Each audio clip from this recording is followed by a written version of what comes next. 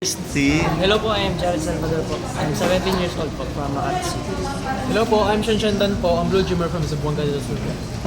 I'm Jared Stan, ang Blue Dreamer from Zamboanga del Sur. Hi, I'm Zian Mindaza, 17 years old from Manila. Hi, I'm Shane Monreal, 20 from Alberta. yeah. So how was it? Kumbaga, this is your first exposure, 'di ba? Sa press, sa media. Kamusta ang experience niyo? First of all po, kinabahan po ako pero I'm super happy po na nandito po kami. As a first timer po, grabe, sobrang thankful po ako na ganito po ang kinalabasan po ng press.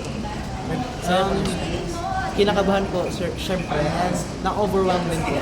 Then super happy po. Same as sa sinabi po nila, since marami pong nakapalibot sa aming camera, maraming tinatanong na pressure din po ako, pero sobrang saya ko rin po kasi alam kong malapit na po ako sa gusto kong abutin. Same lang din po, kinakabahan pero excited po. And thank you so much po sa pagpunta. Ano yung nilook forward namin sa inyong grupo? Parang boy group or boy group? Or parang isa individual bali ang magiging ano? About this Loki, ano yung gusto niyo iparating sa tao about this song? Gusto ko lang po encourage yung youth na mag-overshare po social media, like maging low-key lang po para peaceful po yung life po. Same po kay Jared po, maging low-key lang po kasi yung mga problems andyan lang yan, wag po basta-basta mag-post. And yun nga po, wag masyadong low-key nga po kasi dapat wag masyadong i-overshare yung mga problems sa social media para last problem tsaka it gives peace. Same as sinabi po nila, ang pagiging low-key po is kailangan po talaga yan kasi pag kami po talagang mga Gen Z, pag nakikriticize po kami, medyo sensitive po kami sa, hindi lang po sa lahat, pero karamihan po ng Gen Z sensitive po. Kaya mas mabuti pong low-key na lang po para less criticism po. Shane. Low-key po, since lahat po na ngayon ng kabataan is more on update po sa social media, so we encourage youth na maging low-key lang po sa life. Like, hindi lahat ng achievements or mga problem mo is i-share mo sa social media. Teka, yun ang mensahe ng kanta o yun ang stand nyo bilang Mga youth, Gen Z. individual? Oo. Yung low-key po kasi, dun po sa kanta is yung sa relationship po. Like, kunyari ako may parang ka-nobyo po, gano'n. So, low-key lang po nila. So, kami naman po, tinitern it, like parang may other meaning pa po yung low. Hindi lang siya sa relationship. Pati sa social media. Okay. Tapos kayo bilang mga bagong artist, sino yung mga gusto niyo mga collaborate soon kapag bibigyan kayo ng chance to be kumbaga collaborated sa ibang mga artist? Siguro po, yung crush ko po, si Charlie Fleming. Sina? Si Charlie Fleming po. Si Charlotte Fleming. Bakit siya? Kasi po, sa tingin ko po, yung personality niya po super strong and marami po siyang masishare sa akin as ka-collaboration niya po. So ibig sabihin, yung group nyo is not just for singing. Pwede rin maging actor and actress soon. Yes Parang po. ganyan. Okay, si J-Rex naman. Ako naman po, si Liza Sobirano. Wow, Enrique Hila. Bakit? Kasi ultimate crush ko po talaga siya, and then gusto ko po siya maka-collab and makatrabaho soon. Sana po. Okay. Si Sandra. Para sa akin naman po, si Kaya Montenola po. Oh, okay. Napaka-talented niya po. Ang galing niya po sa lahat. Okay. Si Sa akin Jar. po naunahan po ako. Naunahan ka, okay lang. Charlotte Fleming din po ang gusto ko. Charlotte Kasi Fleming.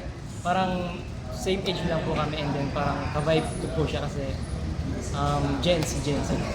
Parang pareho po yung mga utak namin. Si Shay naman. Saan po si Sarah po? Gusto ko po yung mga movies. Sina? Si Geronimo. Sarah po. Sarah Geronimo. Yes. Sa lalaki, Sa lalaki po, Joshua Garcia. Joshua Garcia. Di mo kumakanta si Joshua? Kahit na. Sa acting. Sa Sa acting. acting. Mm. Yung sa TikTok Ikaw, niya po Jo. yun. Tama. First time ko makakita ng grupo in a long time na may kambal. Di ba? Anong kwento nito? Pareho kayong napasok, kahit nakambal kayo. Hindi ba kayo nagkakaroon ng competition dalawa?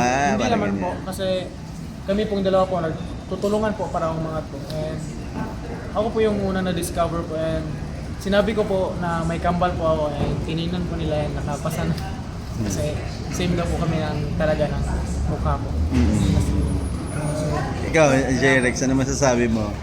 So, dati school and basketball lang po talaga.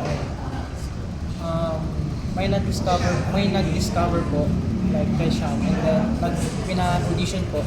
Then, ayun po, nalaman po na may kambal. So, tinignan po, pumunta po kami dito. And yun po, parang okay na po sa akin na... Anong lahi nyo? Tan di ba?